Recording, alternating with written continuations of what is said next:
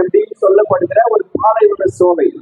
அங்க 70 பேரிச்ச மரங்கள் இருந்தது, அப்புறம் 12 நீர் துணைகள் இருந்தது. சோ ஒரு பாலைவனத்துல பேரிச்ச பழங்கள் இருக்கிற ஒரு மரம், அப்புறம் நீர் சுனைகள் இருந்ததுன்னா அது என்ன பண்ணுவாங்க, பாலைவன சோலை அப்படின்னு சொல்லலாம். அது மாதிரி ஒரு இடத்துக்கு என்ன பண்ணாங்க, கொண்டு வந்தாங்க. சோ அங்க கொஞ்சம் என்ன பண்ணாங்க, அவங்க ரிலாக்ஸா இருந்தாங்க, எல்லாமே நல்லா சந்தோஷமா போனது. அவங்க எடுத்துட்டு வந்த ஃபுட்டு இதெல்லாம் கூட என்ன ஆயிடுச்சு, இதுவாயிடுச்சு. அப்புறமா அந்த இடத்துல இருந்து அவங்க என்ன பண்றாங்க, சீனாய்க்கு போற வழியில சீன் வனாந்திரத்துல சேர்றாங்க. சீன் வனாந்திரம் இன்னொரு பேர் கூட இருக்குது, டெசர்ட் ஆஃப் சின், பாவம் அப்படின்ற ஒரு எதிர்ப்பு. ஆனா அது சீன் வனாந்திரத்தில் வரும்போது அவங்க கூட சில பாவங்களும் தோன்றக்கூடியதாக இருந்தது. யாத்திராகும் 16ஆம் அதிகாரம் 1 இருந்து நான் வாசிக்கிறேன். இஸ்ரவேல் புத்திரர் ஆகிய சபையார் எல்லாரும் ஏலிமை விட்டு பிரயாணம் பண்ணி எகிப்து தேசத்திலிருந்து புறப்பட்ட 2ஆம் மாதம் 15ஆம் தேதியிலே ஏலிமுக்கும் சீனாய்க்கும் நடுவே இருக்கிற சீன் வனாந்திரத்தில் சேர்ந்தார்கள். அந்த வனாந்திரத்திலே இஸ்ரவேல் புத்திரர் ஆகிய சபையார் எல்லாரும் மோசேக்கும் ஆரோனுக்கும் விரோதமாக முறுமுறுத்து, நாங்கள் இறைச்சி பாத்திரங்கள் அண்டையிலே உட்கார்ந்து அப்பத்தை திருப்தியாக சாப்பிட்ட எகிப்து தேசத்திலே கர்த்தரின் கையால் செத்து போனோமானால் தாவிலை, இந்த கூட்டம் முழுவதையும் பட்டினியால் கொல்லும்படி நீங்கள் எங்களை புறப்பட பண்ணி இந்த வனாந்திரங்களை அழைத்து வந்தீர்களே என்று அவர்களிடத்தில் சொன்னார்கள். எல்லாமே நல்லா ஸ்மூத்தா போகும்போது எகிப்துல இருந்து பாத்திரம், பண்டம், சாப்பிடுறதுக்கு ஃபுட்டு எல்லாமே எடுத்துட்டு வர்ற வரைக்கும் என்ன பண்ணாங்க, எல்லாமே நல்லா ஸ்மூத்தா போச்சு. ஆனா இந்த டெசர்ட் ஆஃப் சீன் அந்த இடத்துல வரும்போது அவங்களுக்கு என்ன இல்லை, ஆதாரம்லாம் தீர்ந்து போச்சு, சாப்பாடு இல்ல, ஒரு கஷ்டமான சூழ்நிலைக்கு வந்துட்டாங்க. அப்போ அந்த சூழ்நிலையில அவங்க வாய் வந்துதான் வருது, நாங்க எங்க இருந்தோம், இறைச்சி பாத்திரங்களே இருந்தோம், அங்கேயே கருதா சமைச்சுதாங்க அங்கேயே இருந்தோம். அதுக்கப்புறம் நாங்க திருப்தியாக சாப்பிட்டோம், எகிப்துல ரொம்ப நல்லாவே இருந்தோம். அது உண்மையா? சாப்பிட்டு இருந்துப்பாங்க. ஆனா அவங்க என்ன சொன்னாங்க, அங்கேயே இருந்து நாங்க கர்த்தரின் கையால் செத்து போயிட்டு இருந்தா கூட பரவாயில்ல, எங்களை கூட்டு வந்து என்ன பண்ணீங்க, இந்த வனாந்தரத்துல பட்டினி போட்டு எங்களை கொல்லும்படி எங்களை புறப்பட பண்ணி கூட்டு வந்துட்டீங்களே அப்படின்னு சொல்லி முறுமுறுக்கிறவர்களாய் இருந்தார்கள். ஆரோனுக்கும் மோசேக்கும் எதிராக முறுமுறுக்கிறவர்களாய் இருந்தார்கள் என்று பார்க்கணும். சோ இங்க பார்க்கும் பொழுது சில நேரத்துல நமக்கு கஷ்டம் வரும் பொழுது, பிரச்சனைகள் வரும் பொழுது, நம்மளுடைய கடந்த காலத்தை அது ரொம்ப கஷ்டமான காலமா இருக்கும். ஆனா அது கூட என்ன பண்ணுவோமா, நாங்க அப்ப நல்லா இருந்தோம், நீங்க வந்த பிறகுதான் சரியில்லை, இப்படி இருவதுதான் சரியில்லை அப்படின்னு மாற்றி சொல்றவங்க. ஏன்னா நம்மளுடைய துன்பங்கள் அப்படி, நமக்கு வர கஷ்டங்கள் அப்படி நம்மள என்ன பண்ண வைக்குது, பேச வைக்குது. பழைச மறந்துடுது, காடு நமக்கு செஞ்ச காரியங்களை மறந்து வருது. 10 விதமான வாதைகளால இருக்கிற வாதிட்டு அங்கிருந்து பலத்த கையோட என்ன பண்றாரு, அவங்க குரட்புழைத்து வர செய்கிறாரு. வழியில வேற அவங்கள பிளாக் பண்றாங்க, அப்பயும் கடலை செங்கலை 2ஆம் பிள்ளைங்க நடுவில் கூட்டு வர செய்யறாரு. இதெல்லாம் பார்த்த பிறகும் நாங்க எகிப்திலே இருந்து அங்கேயே செத்து போயிட்டு இருந்தா பரவாயில்ல அப்படின்னு சொல்ற அளவுக்கு அவங்க என்ன பண்ணாங்க, நெகட்டிவா மாறலாம். சோ நமக்கு கூட சில நேரங்களில் கஷ்டங்கள் ஏற்படும் போது தேவன் நமக்கு செய்த நன்மைகள் எல்லாவற்றையும் மறந்து நாம என்ன பண்ணுவோம், சில நேரத்துல இப்படிப்பட்ட வார்த்தைகள் நம்மளுக்கு வரக்கூடியதா இருக்கும். சோ அதுதான் நம்ம செய்ய வேண்டிய விஷயம். என்னன்னா, அது மாதிரி துன்பங்கள் வரும்போது நாம என்ன பண்ணணும்னா, காடை டிபெண்ட் பண்ணி இருக்கிறோமே தவிர முறுமுறுக்கிறவர்களாகவோ அல்லது குறை கூறுகிறவர்களாகவோ இருக்கக்கூடாது. அதுதான் நாம முறுமுறுக்க கூடாது. Because God listens your grumbling. தேவன் உங்களுடைய முறுமுறுப்புகளை கேட்கிறார். நீங்க யாருக்கு எதிராக நீங்க முறுமுறுக்கலாம், உங்க லீடர்ஸோ இல்ல உங்க ஃபேமிலி, உங்க அப்பா, உங்க அம்மா, யாருக்கு எதிராக உங்க பாஸ், யாருக்கு எதிராக நீங்க முறுமுறுக்கலாம். அந்த முறுமுறுப்பை யார் கேட்கிறா?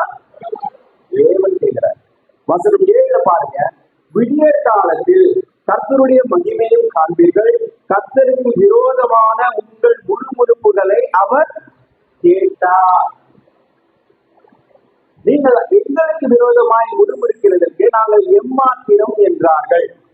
பின்னும் மோசே சாயங்காலத்தில் நீங்கள் புசிக்கிறதற்கு கர்த்தர் உங்களுக்கு இறைச்சியும் விடிய காலத்தில் நீங்கள் திருப்தி அடைவதற்கு அப்பத்தையும் கொடுக்கையில் இது விளங்கும். கர்த்தருக்கு விரோதமாக நீங்கள் முறுமுறுத்த உங்கள் முறுமுறுப்புகளை அவர் கேட்டார். நாங்கள் எம்மாத்திரம், உங்கள் முறுமுறுப்புகள் எங்களுக்கு அல்ல, கர்த்தருக்கே விரோதமாய் இருக்கிறது. ஏன் நாம கிரம்பிள் பண்ணக்கூடாது? ஏன் நாம முறுமுறுக்க கூடாது? அது யாருக்கு எதிராக இருந்தாலும் சரி, நீங்க அவங்களுக்கு எதிராக என்ன பண்ணல, முறுமுறுக்கல. யாருக்கு எதிராக பண்றீங்க? தேவனுக்கு, கர்த்தருக்கு விரோதமாகவே நீங்கள் முறுமுறுக்கிறீர்கள். Very careful. காட் தான் என்ன பண்றாரு, அந்த சிச்சுவேஷன் உங்களுக்கு ஏற்படுத்துறதுனால அவரை தான் நீங்க சார்ந்து இருக்கணுமே தவிர, அந்த பிரச்சனையினால நீங்க அங்க யார் யாரோ உங்களுக்கு ஹெல்ப் பண்றாங்களோ, இல்ல உங்க கூட இருக்கிறாங்களோ, உங்களை வழி நடத்துறாங்களோ, உங்களுக்கு வேலை தராங்களோ, அவங்களுக்கு போய் என்ன பண்ணக்கூடாது, நம்ம முறுமுறுப்ப, நம்மளுடைய கோபத்தை காண்பிக்க கூடாது. ஏனென்றால் அது யார் கேட்கிறாரு? தேவன் கேட்கிறார். கர்த்தர் விரோதமான உங்கள் முறுமுறுப்புகளை அவர் கேட்டார். ஏன் நாம முறுமுறுக்க கூடாதுன்னா தேவன் என்ன பண்றாரு? அதை கேட்கிறவரா இருக்கிறார். இரண்டாவது, next line, why we should not grumble and complain. ஏன் நாம முறுமுறுக்க கூடாது, ஏன் நாம முறையிடக்கூடாது அப்படின்னா, because God knows what we need. தேவனுக்கு தெரியும் நமக்கு என்ன தேவை என்பதை. He is our provider. அவர்தான் நமக்கு எல்லாத்தையும் தரக்கூடியவர். மத்தேயு 6:31 வாசிக்கலாம். ஆகையால் எண்ணத்தை உண்போம், எண்ணத்தை குடிப்போம், எண்ணத்தை உடுப்போம் என்று கவலைப்படாதீர்கள். இவைகளை எல்லாம் அஞ்ஞானிகள் நாடி தேடுகிறார்கள். இவைகள் எல்லாம் உங்களுக்கு வேண்டியவைகள் என்று உங்கள் பரமபிதா அறிந்திருக்கிறார். முதலாவது தேவனுடைய ராஜ்யத்தையும் அவருடைய நீதியையும் தேடுங்கள், அப்பொழுது இவைகள் எல்லாம் உங்களுக்கு கூட கொடுக்கப்படும். ஏன் நாம கிரம்பிள் பண்ணக்கூடாது, முறையிடக்கூடாது என்றால், நமக்கு என்ன தேவைன்றது காடுக்கு நல்லா தெரியும். அவர் நமக்கு அதை தரக்கூடியவராய் இருப்பார். என்னத்தை உண்போம், என்னத்தை சாப்பிடுவோம், என்னத்தை குடிப்போம் அப்படின்னு நம்ம கவலைப்படுறது வந்தா அது அஞ்ஞானிகள் பண்ற வேலை. நாம ஞானிகள். ஆண்டவர் நம்மள தேர்ந்தெடுத்திருக்கிறார் இல்லையா? உலகத்துல இருக்கிறவங்களை விட நம்மள என்ன பண்ணிருக்காரு? வந்து தேர்ந்தெடுத்திருக்காரு. நாம அதுக்காக கவலைப்பட்டா நாமளும் அஞ்ஞானிகள் மாறி நடக்கிறவர்களா மாறிடுவோம். சோ முதலாவது தேவனுடைய ராஜ்யம்.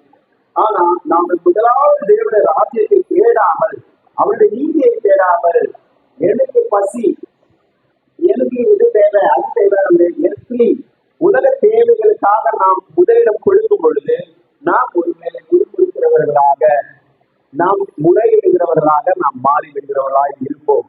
அதனால காட் என்ன சொல்றாருன்னா, அவருக்கு தெரியும் நமக்கு என்ன கொடுக்கணும், என்ன செய்யணும், எப்ப என்ன தேவைன்றத அவர் நன்றாக அறிந்திருக்கிறதால we have to completely depend on God. தேவனை முழுமையாக நாம் சார்ந்து இருப்பது மிக அவசியமா இருக்கிறது. பிலிப்பியர் 2:16 சொல்லுகிறது.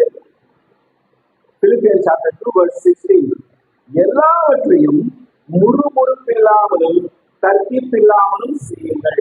பவுலும் அதான் சொல்ற, சபைக்கு அதான் சொல்றாரு. எல்லாத்தையும் நீங்க செய்ய, ஆனா முறுமுறுப்பில்லாமல் செய்யுங்க, தர்க்கிப்பில்லாமல் செய்யுங்க. நம்ம கூட சபையில சில பொறுப்புகள் வரும்பொழுதோ, சில காரியங்கள் நமக்கு ஒப்படைக்கப்படும் பொழுதோ நாம் எப்படி செய்கிறோம்?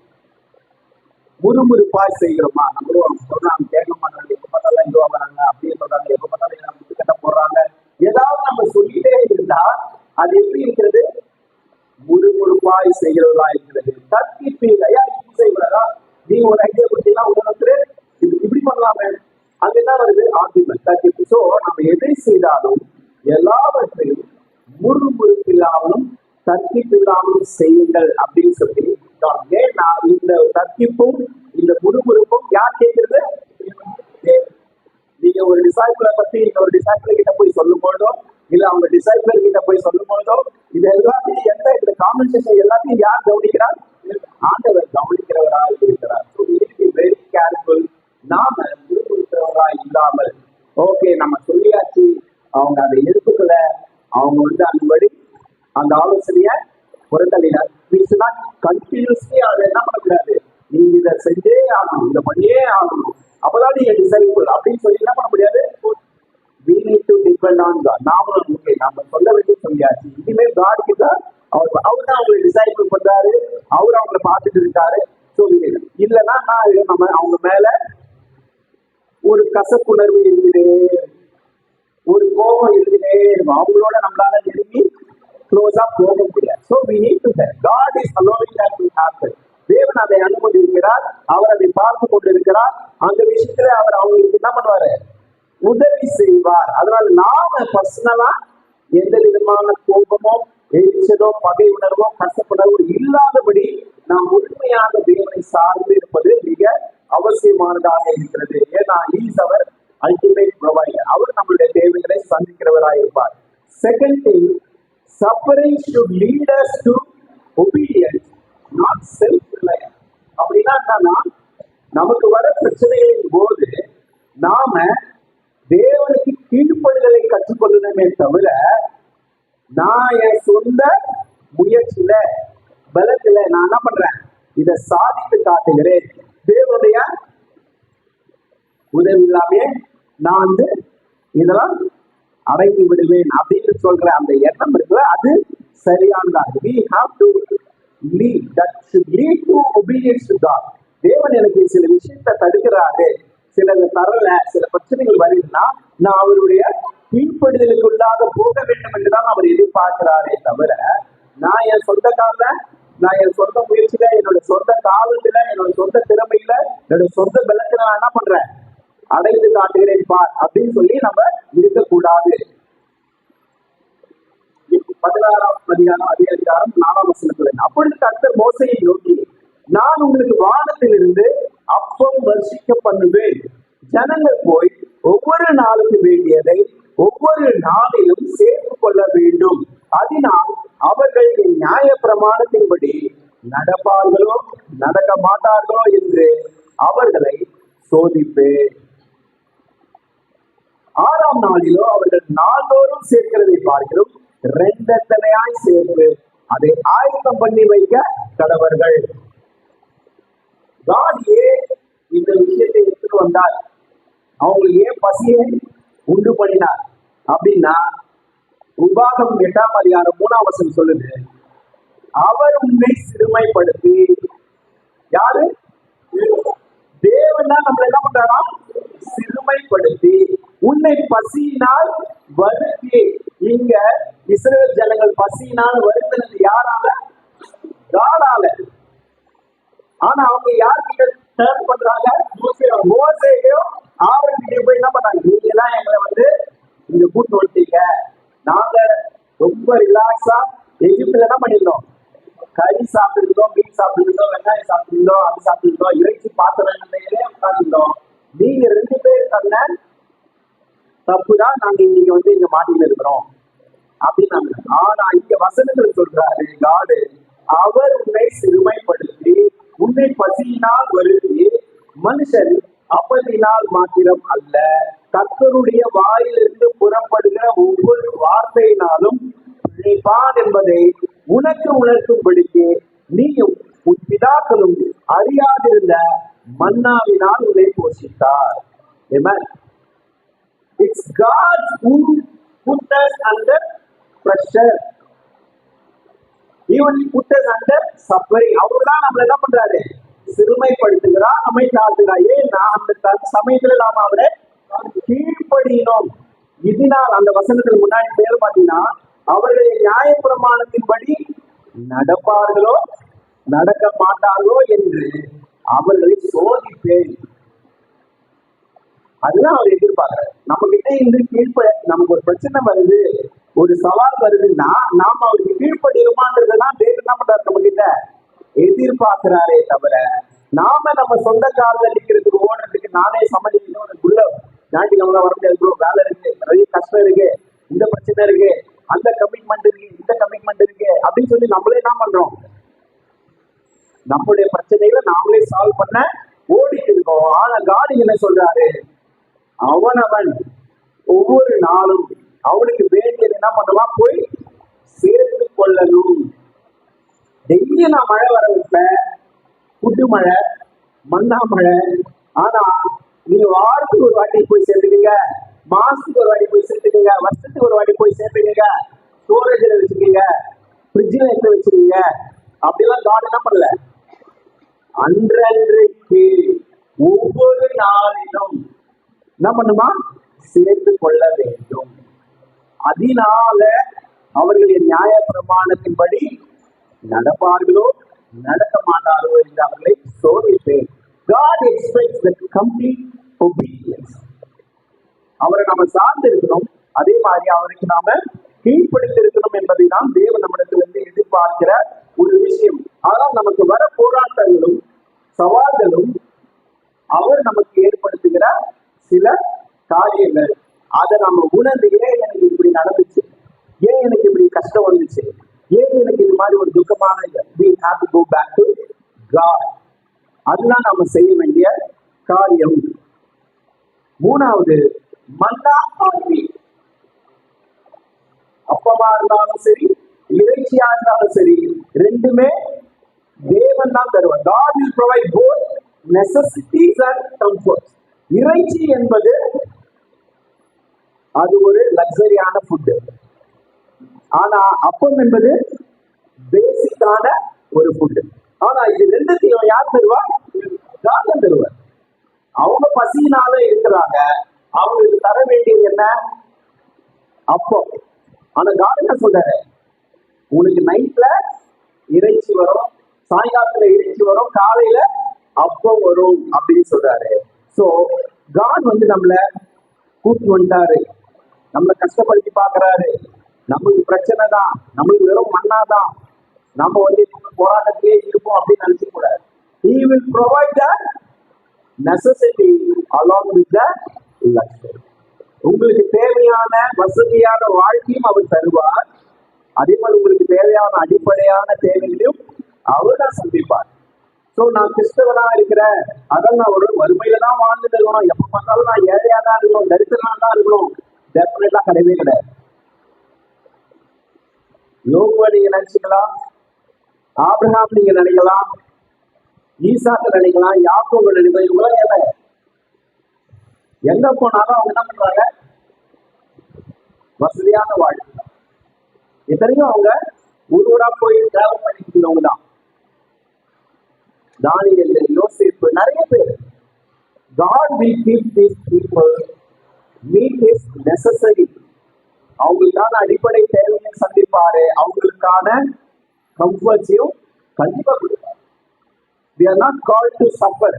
நம்ம ஒரு தரித்திரமான வாழ்க்கையை வாழணும், ரொம்ப ஏழ்மையான வாழ்க்கையை நம்ம வாழணும் அப்படின்னு God நம்மள அழைக்கல. He will provide. பட் ஆனா நாம அவரை சார்ந்து இருப்பது, அவருக்கு கீழ்ப்படுத்தி இருப்பது மிக முக்கியம். அப்போ அவர் கண்டிப்பா நமக்கான தேவையை சந்திப்பார். சோ இந்த ஸ்லைட்ல ஒரு மன்னா, ஓகே, ஓமர் அப்படின்ற அந்த ஒரு அளவு, எல்லாரும் ஒரு ஓமர் எழுதணும் அப்படின்னு சொல்லியிருக்காங்க. அங்க பார்க்கும்போது இஸ்ரவேல் ஜனங்கள் கிட்டத்தட்ட 6 லட்சம் புருஷர்கள். அப்போ அவங்களோட கூட இருந்தா லேடிஸ், சில்ட்ரன்ஸ் எல்லாம் சேர்த்தா 20 லட்சம் பேர் கிட்ட அப்ராக்சிமேட்டா இருந்திருப்பாங்க.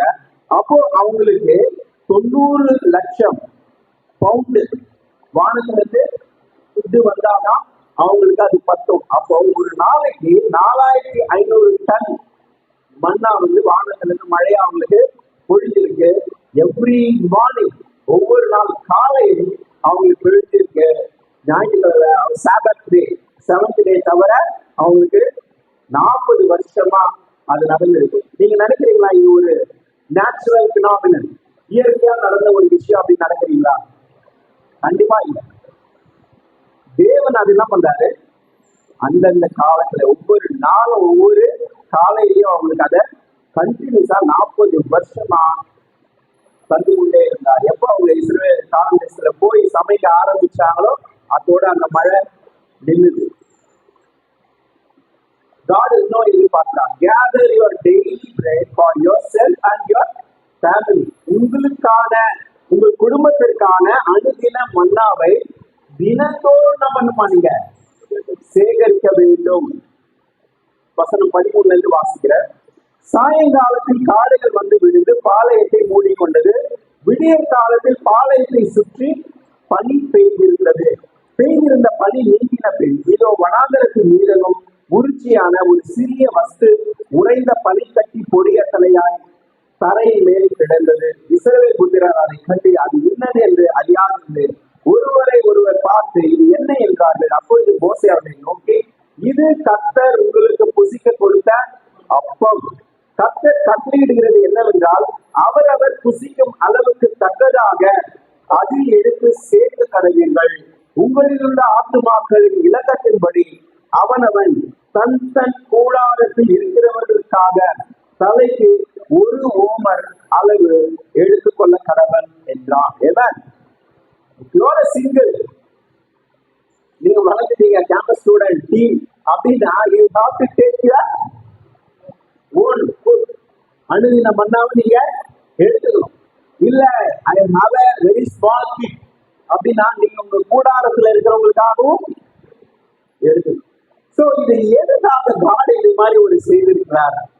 அவர் நினைச்சிருந்தா அவங்களுக்கு வானத்துல இருந்து பெய்கிற மழை மாதிரி பெய்கிற அந்த ஃபுட்டை அவங்க வீட்டுல இருக்கிற பாத்திரத்திலேயே முளைச்சிக்க பண்ணலாம்ல.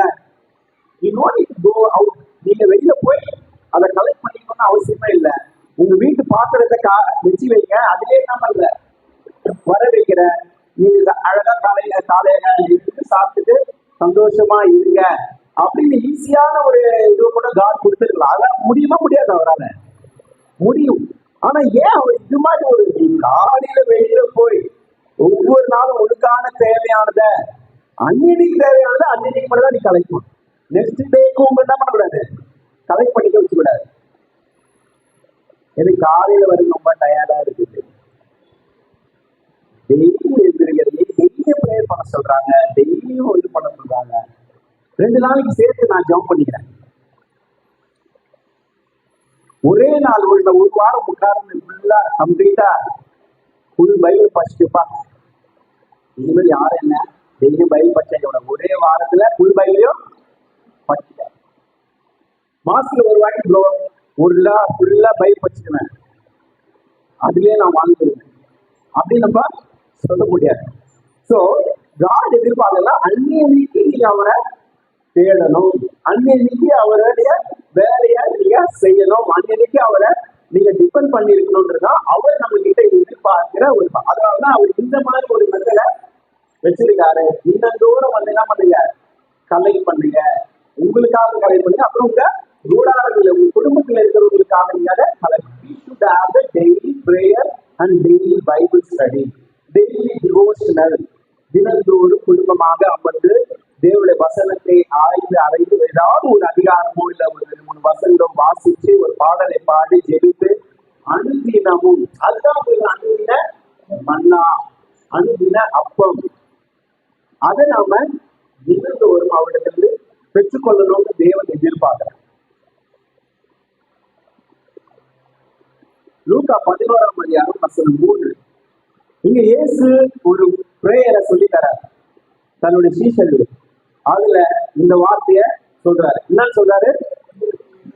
எங்களுக்கு வேண்டிய ஆதாரத்தை அன்றென்றும் எங்களுக்கு தான். எங்களுக்கு வேண்டிய ஆதாரத்தை இந்த வாரம் முழுவதுமான ஆதாரத்தையும், இந்த வருஷத்துக்கு முழுதுமான ஆதாரத்தையும், அடுத்த 10 வருஷத்துக்கான ஆதாரத்தையும், எங்களுடைய அடுத்த தலைமுறைக்கான ஆதாரத்தையும் இன்றைக்கு கொடுத்து விடுங்கள் அப்படின்னு சொல்லி கொடுத்துருக்காரா? ஜீசஸ் கிளியரா சொல்லியிருக்காரு, எங்களுக்கு வேண்டிய ஆதாரத்தை அன்றென்று எங்களுக்கு தாங்க. சோ ஜீசஸும் அதுதான் ஃபாலோ பண்றாரு, காடும் அதுதான் சொல்லியிருக்காரு, ஜீசஸும் அதுதான் இங்க உறுதிப்படுத்துறாரு. We have to depend on God daily basis. New year அது ஆன்லைன் பிரேயர், அன்னைக்கு எல்லா பிரேயரும் அன்னைக்கே பண்ணிட்டேன். ஒரு வருஷத்துக்கு நானு என்ன பண்ண தேவையில்ல, ப்ரே பண்ண. அன்னைக்கே எல்லாம் சின்னெல்லாம் கன்ஃபஸ் பண்ணிட்டு எல்லாம் கிளியர் பண்ணிட்டேன். அதுக்கப்புறமா கேட்டா ப்ரே பண்ணீங்களான்னா அன்னைக்கு பண்ணுமே. We can't live like that. இல்ல, நாம அப்படி இருக்க முடியாது. We have to go to God on daily basis. We have to wait for His bread. அவருடைய அனுதின மன்னாவை அவரிடத்திலிருந்து பெற்றுக்கொள்வதற்கு நாம் காத்திருப்பது அவசியம். ஜபத்துல அவருடைய வேதத்தை வாசிக்கிறதுல இந்த படம் எனக்கு பிடிச்சிருக்கு. Bible scripture along with the bread. So இதுதான் தேவன் நம்மிடத்திலிருந்து எதிர்பார்க்கிறார். ஏன் அது அந்த மன்னாவையும் தேவனுடைய வார்த்தையும் என்ன பண்றாரு, கலெக்ட் பண்றாரு. அதுதான் அவர் அங்க சொல்ல வந்தார். காடும் நமக்கு அதுதான் சொல்ல வந்தாரு. வெறும் ஃபுட்டுக்காக மாத்திரம் அந்த நிகழ்வை அவரு we have to depend on him. We need to obey him. அவருக்கு தொடர்ந்து கீழ்ப்படினோம், அவரை ஒவ்வொரு நாளும் சார்ந்து இருக்கணும். அதுதான் நம்முடைய வாழ்க்கை. அவங்க மழை நின்று போச்சு, வானத்துல இருந்து மண்ணா நின்று போச்சுங்கிறத நிறுத்திக்க கூடாது. they have to keep continuing.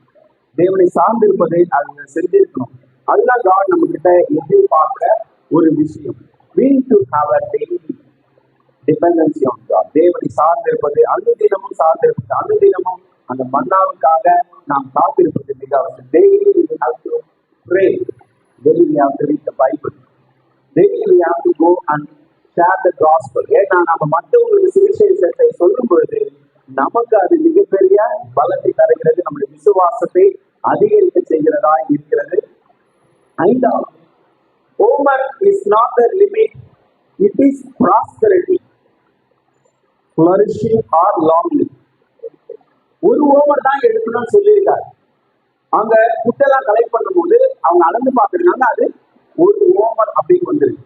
Omar அப்படின்றது சரி, வார்த்தை அர்த்தம் கிரேக்க பதத்திலையும் பெர்சிய பதத்திலையும் பார்த்தீங்கன்னா ஃப்ளரிஷிங் செழுமை, அதுதான் வளமை. ஏன்னா ஒரு லிமிட்னு சொல்லிட்டு அது போய் வளமை சொல்றீங்களே, ஒரு கான்ட்ரடிக்டான ஒரு வார்த்தையா இருக்கு இல்ல. இவ்வளவுதான் நீ எடுக்கணும் அப்படின்னு சொல்லும் போது அது எப்படி எனக்கு அது செழுமையா இருக்க முடியும், வளமையா இருக்கு. நிறைய கொடுத்தாதான் அது. அப்போ காடுடைய பதத்துல அவருடைய அர்த்தத்துல எது லிமிட்டா கொடுத்தாரோ அதுதான் நமக்கு வளமை செழுமை. இல்லைன்னா நம்ம கிட்ட நிறைய இருக்குது, ஆஸ்தி இருக்குது, சொத்து இருக்குது, பணம் இருக்குது அப்படின்னா நாம யாரை சார்ந்து இருக்கோம்? காடை நம்ம மறந்துட்டு என்கிட்ட பேங்க்ல இவ்வளவு காசு இருக்கு, அங்க நான் லேண்ட் வாங்கி போட்டிருக்கேன், இவ்வளவு பணம் பேங்க்ல இருக்கு, இந்த ஸ்டாக் மார்க்கெட்ல இன்வெஸ்ட் பண்ணிருக்கேன், இங்க அது பண்ணிருக்கேன், அது பண்ணி அங்கதான் போகும். நம்முடைய இதெல்லாம் அங்கதான் இருக்குமே தவிர காடை சார்ந்து இருக்காது. தேவனை நாம் சார்ந்து இருக்க மாட்டோம். அடுத்தது, do not gather more or do not gather less. அதிகமாகவும் சேர்க்காதீங்க, கொஞ்சமாகவும் சேர்க்காதீங்க. இஸ்ரவேல் புத்திரர் அப்படியே செய்து சிலர் மிகுதியாயும் சிலர் கொஞ்சமாயும் சேர்த்தார்கள். பின்பு அதை ஓமரால் அளந்தார்கள். மிகுதியாய் சேர்த்தவனுக்கு மீதியானதும் இல்லை, கொஞ்சமாய் சேர்த்தவனுக்கு குறைவானதும் இல்லை. அவரவர் தாங்கள் புசிக்கும் அளவுக்கு தக்கதாக சேர்த்தார்கள். சில பேர் அவசரப்பட்டு ஆத்திரப்பட்டு நிறைய சேர்த்தாங்க. ஆனா அதை அளந்து பார்க்கும்போது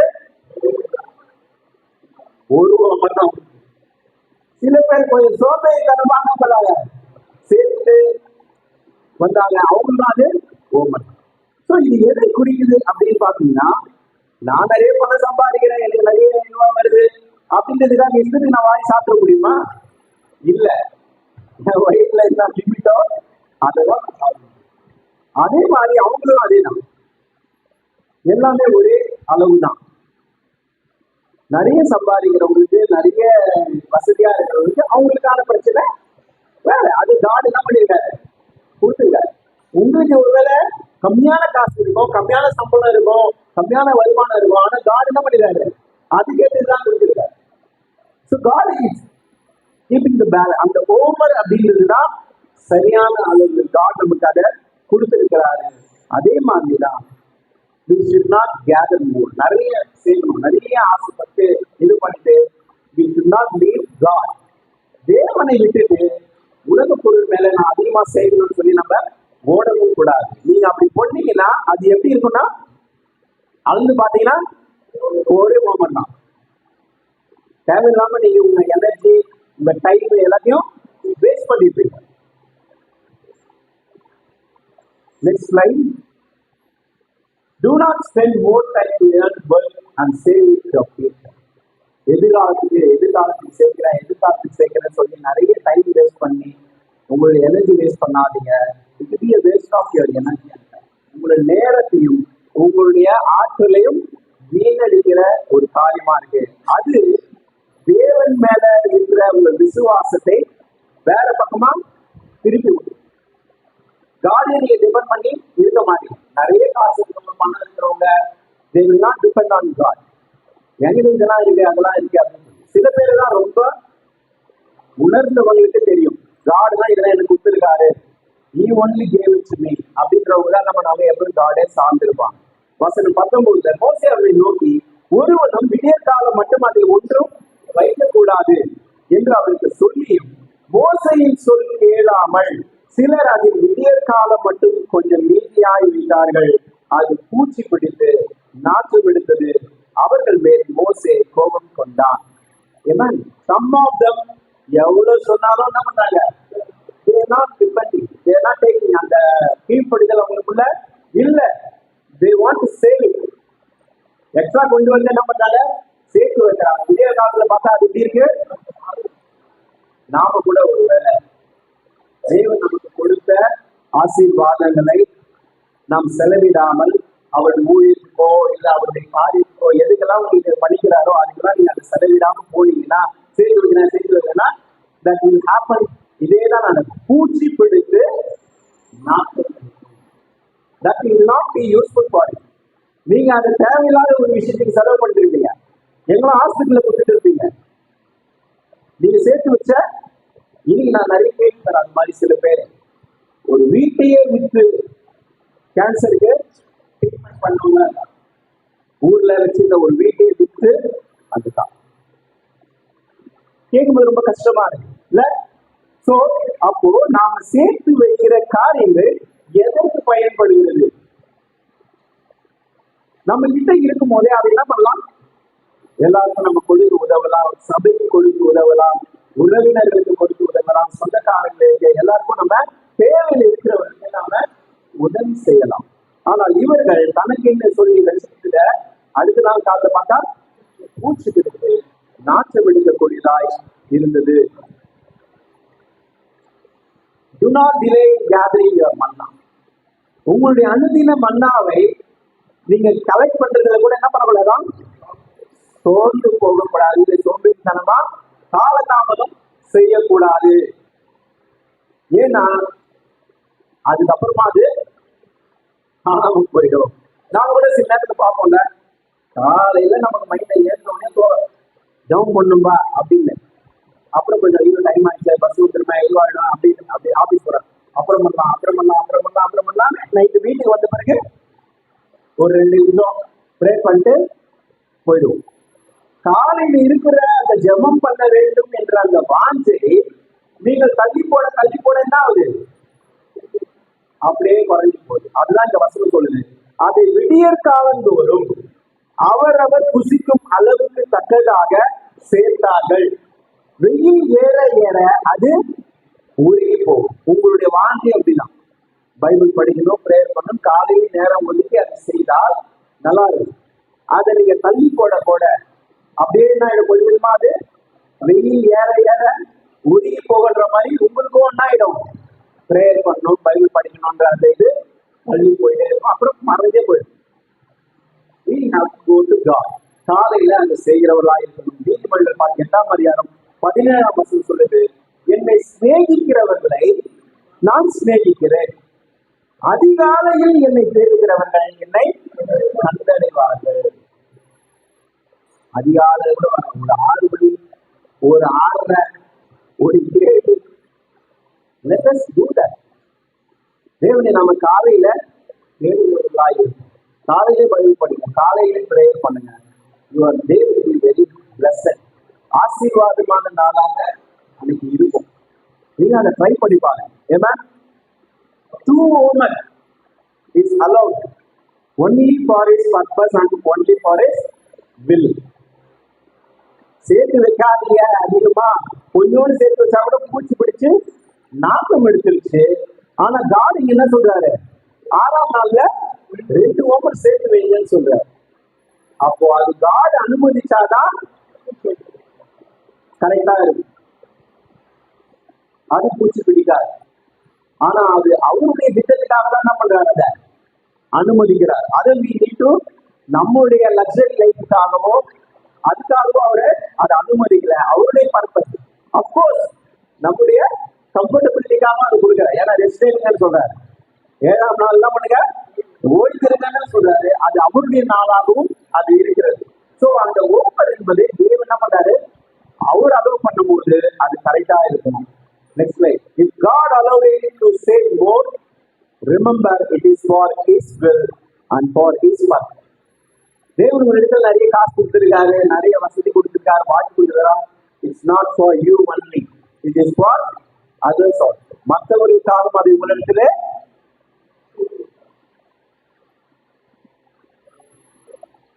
பழைய ஒரு பாடல் கூட ஞாபகம் வரும்.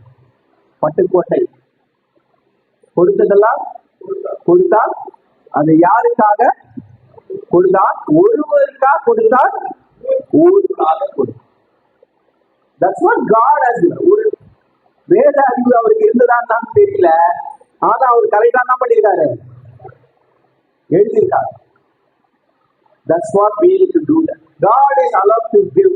நம்ம கிட்ட நிறைய கொடுத்திருக்காரு அப்படின்னா அது அவருடைய திட்டத்திற்காக, மற்றவர்களுக்காக, மற்ற உதவி செய்வதற்காக, சபைக்காக, சபையுடைய தேவைகளுக்காக அதை நமக்கு கொடுத்திருப்பாரே தவிர நம்ம மட்டும் அதை லக்ஸரியா வாழணுங்கிறதுக்காக அதை கொடுத்திருக்க மாட்டோம்.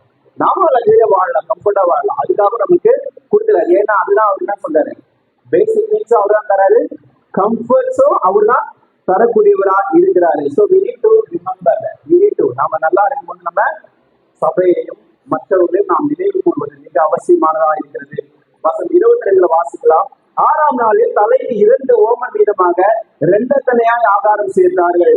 அப்பொழுது சபையின் தலைவர் எல்லாரும் வந்து அதை மோசேக்கு அறிவித்தார்கள்.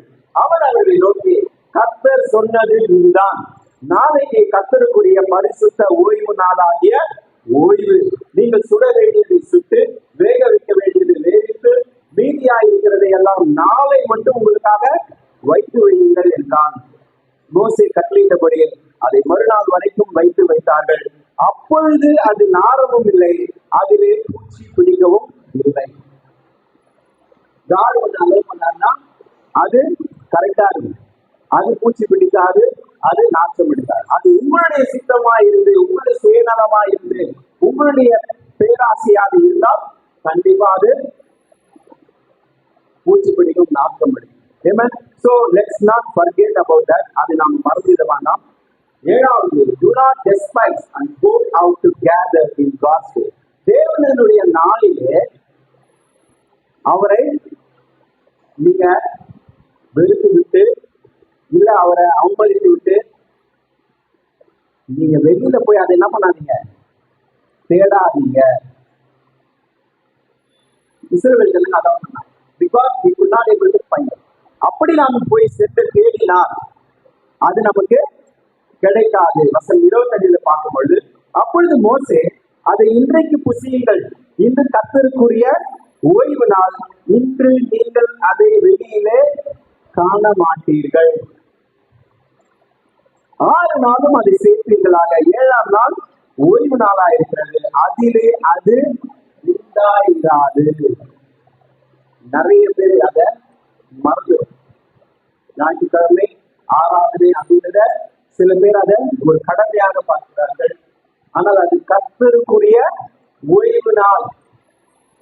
அந்த ஓய்வு நாளை நாம சண்டே போனா கொஞ்சம் எக்ஸ்ட்ரா காசு கிடைக்கும், டபுளா சேலரி வரும் அப்படின்னு நம்ம நினைச்சு சில நேரத்துல ஞாயிற்றுக்கிழமை ஆராதனை கூட நம்ம சில நேரத்துல தள்ளி விடு. சில பேர் வந்துட்டு அட்டன் பண்ணிட்டு அதுக்கப்புறம் போறீங்க. That's really awesome. அது நிச்சயமா அற்புதமான ஒரு விஷயமா இருக்கு. ஆனால் சபை ஆராதனையே நீங்கள் புறக்கணித்து விட்டு நீங்கள் அதை வெளியிலே தேட சென்றால் அங்க என்ன இருக்காது? வெளியிலே காண மாட்டீர்கள். ஏன்னா அந்த நாளிலே அது உண்டாயிராது. நீங்கள் அப்படி போய் சம்பாதிச்சிருந்தாலும் அது என்ன இருக்காது? உங்களுக்கு உண்டாயிராது. அதை நீங்க காண மாட்டீங்க. எதுக்காக போறீங்களோ அது உங்களுக்கு கிடைக்காது. It will not stay. You need to understand that. தேவன் நமக்கு 7ஆம் நாளுக்கான தீவன் எங்க கொடுக்கிறாரு? 6ஆம் நாளிலேயே நமக்கு கொடுக்கிறாரு. அப்படிப்பட்ட தேவன் நம்ம இடத்துல இருக்கிறார். We should not despise God's day. தேவனுக்கான அந்த நாளை, அவரை கனப்படுத்துகிற, அவரை ஆராதிக்கிற அந்த நாளை நாம் எந்த நாளிலும் என்ன பண்ணக்கூடாது? அசட்டை செய்யக்கூடாது.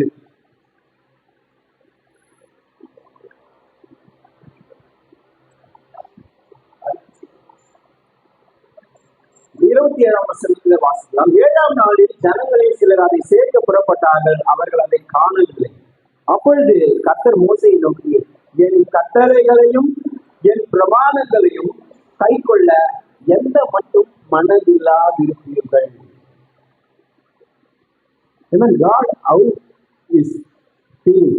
எந்த அளவுக்கு ஒரு கஷ்டமா அவர் ஃபீல் பண்ணார்னா இந்த வார்த்தையை சொல்லி, எந்த மட்டும் நீங்க என்னுடைய கட்டளைகளையும் என் பிரமாணங்களையும் கை கொள்வதற்கு மனம் இல்லாமல் இருப்பீர்கள். எவ்வளவு நாளைக்கு அவங்களுக்கு சொல்லணும்?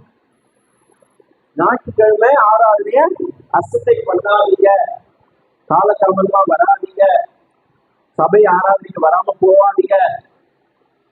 You have to give priority. God அதுதான் அங்க சொல்லக்கூடியவராய் இருக்கிறாரு.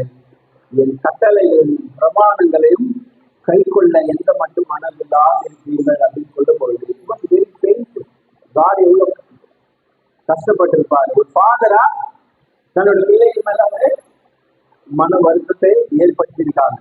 வசனம் 29, பாருங்கள், கர்த்தர் உங்களுக்கு ஓய்வு நாளை அறிவினபடியால் அவர் உங்களுக்கு 6ஆம் நாளில் 2 நாளுக்கு வேண்டிய ஆகாரத்தை கொடுக்கிறார். 7ஆம் நாளில் உங்களில் ஒருவனும் தன் தன் ஸ்தானத்திலிருந்து புறப்படாமல் அவனவன் தன் தன் ஸ்தானத்தில் இருக்க வேண்டும் என்றார். அப்படியே ஜனங்கள் 7ஆம் நாளில் ஓய்ந்திருந்தார்கள்.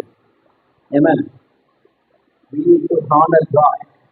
நாம எப்படி காரியங்கள் ஜெபிக்கிறதுல அவரை துதிக்கிறோமோ, அவரை ஸ்தோத்திரிக்கிறோமோ, அவரை கனப்படுத்துவோம். அதே மாதிரி அவருக்கான ஆராதனையில நம்ம நேரம் பங்கு கொள்ளுறதும், அவரை கனப்படுத்துகிற விஷயம், அவருக்கான காணிக்கை நாம கொடுக்கிறதும், நாம அவரை கனப்படுத்துகிற விஷயம், கர்த்தரை கனப்படுத்துகிற நிறைய விஷயங்கள் இருக்கிறது. இறுதியாக suffering should make us to depend on God instead of grumbling. நமக்கு ஒரு பிரச்சனையை தேவன் ஒரு சிறுமையை ஏற்படுத்துகிறார், ஒரு பசியை கொண்டு வருகிறார் அப்படிங்கிற போது நாம முறுமுறுக்கிறவர்களா இல்லாமல் தேவனை சார்ந்திருப்பதற்கு கற்றுக்கொள்ள வேண்டும். அதே மாதிரி தேவன் நமக்கு ஏன் அந்த பிரச்சனையை கொண்டு வராரு அப்படின்னா, அவர் நம்ம இடத்துல கீழ்ப்படுதலை எதிர்பார்க்கிறாரே தவிர நாம தனிச்சையா செயல்படணும்ன்றத அவர் எதிர்பார்க்கல. மன்னாவோ இறைச்சியோ ரெண்டுமே காடுதான் தரார். நமக்கான தேவையும் சரி, நமக்கான வசதி வாய்ப்புகளும் சரி, அவர் தான் நமக்கு தரக்கூடியவராக இருக்கிறாரு. We have to gather our daily bread. தினந்தோறும் நம்முடையக்கான அனுப்பின மன்னாவை நாம் நமக்காகவும் நம்முடைய குடும்பத்துக்காகவும் சேர்ப்பது மிக அவசியமா இருக்கிறது. ஓமர் அப்படின்றது அது ஒரு அளவு கிடையாது, உங்களுக்கு கொடுக்கிறது கிடையாது. அதுதான் உண்மையிலேயே வளமை, செழுமை, தேவனுக்கு கொடுக்கக்கூடிய செழுமை. அதனால எனக்கு குறைவா இருக்குன்னு கஷ்டப்பட, அதுதான் தேவன் நமக்கு கொடுக்கிற ஒரு செழுமையான காரியமா இருக்கிறது. 2 ஓமர் இஸ் அலோவ். எப்பன்னா அவருடைய விருப்பத்தின்படி, அவருடைய சித்தத்துக்காக அவர் என்ன பண்ணாரு, அதிகமா நமக்கு கொடுத்திருக்காருன்னா அதை அவருக்கான காரியங்களுக்கு அதை பயன்படுத்துவது மிக அவசியமா இருக்கிறது. அதே மாதிரி தேவனுக்குரிய நாளிலே அவரை கனம் பண்ணாமல் நாம் வெளியே சென்று அவருடைய ஆசீர்வாதத்தை வெளியில தேடிந்து எவ்வளவு ஒரு இதுவா இருக்குல்ல, முட்டாள்தனமான ஒரு காரியமா இருக்கு. காடு இங்க இருக்காரு, இங்க விட்டுட்டு வெளியில போய் நான் தேவனுக்கு ஆசீர்வாதத்தை நம்ம தேட முடியாது. So we should not despise God's day. தேவனுக்கான அந்த ஆராதனை நாளை நாம் அசட்டை பண்ணாமல் இருப்போம். தேவனுக்கு மகிமை உண்டாவதாக. இந்த நேரத்துல நாம நற்கருணையில நாம் பங்கு பெற இருக்கிறோம். யோவான் 6ஆம் அதிகாரம் வசனம் 51. அன்னைக்கு இஸ்ரவேல் ஜனங்களுக்கு வானத்திலிருந்து மன்னா வர்ஷிக்க பண்ணார். அதே மன்னாவாக ஆண்டவராகிய இயேசு கிறிஸ்துவும் இந்த பூமிக்கு வந்தார். நானே வானத்திலிருந்து இறங்கின ஜீவ அப்பம், இந்த அப்பத்தை புசிக்கிறவன் என்றென்றைக்கும் பிழைப்பான். நான் கொடுக்கும் அப்பம் உலகத்தின் ஜீவனுக்காக நான் கொடுக்கும் என் மாம்சமே. மனுஷன் அப்பத்தினாலே மாத்திரமல்ல, தேவனுடைய வாயிலிருந்து புறப்படுகிற ஒவ்வொரு வார்த்தையினாலும் பிழைப்பான் அப்படின்னு சொல்லும் போது, அந்த வார்த்தை இயேசு கிறிஸ்து, அந்த வார்த்தை ஜீவ அப்பமாக வானத்திலிருந்து இறங்கி வந்தார். அந்த அப்பத்தை புசிக்கிறவன் என்றென்றைக்கும் பிழைப்பான். That's what we need to understand. தேவன் தான் நமக்கான அப்பமாக இருக்கிறார். அவர் தான் நம்ம தினந்தோறும், ஞாயிற்றுக்கிழமை இந்த நற்கருணையில மட்டும் அவரை நினைக்க கூடாது. ஒவ்வொரு நாள் காலையிலும் அன்றன்று எங்களுக்கு ஆகாரத்தை தார் அப்படின்னு சொல்லி கொடுத்த அதே இயேசுகிறிஸ்து என்னை நினைவு கூறும்படி இதை செய்யுங்கள் சொல்லும் போது, அதை தினந்தோறும் நாம் செய்வது மிக அவசியமானதாக இருக்கிறது. நமக்காக அவர் ஜீவனை கொடுத்த அவருடைய அந்த மாம்சம், அவர் நமக்காக சிந்தின அந்த ரத்தத்தை நாம் உட்கொள்ளும் பொழுது நம் பாவங்களை நாம் அறிவித்து நாம் மனம் திரும்பி அதில் பங்கெடுக்கும்படி உங்களை அன்போடு கொண்டிருக்கிறது. இந்த நேரத்தில் நாம் அப்பத்துக்காகவும் ராஜ்யத்துக்காகவும் தெரிவிக்கலாம்.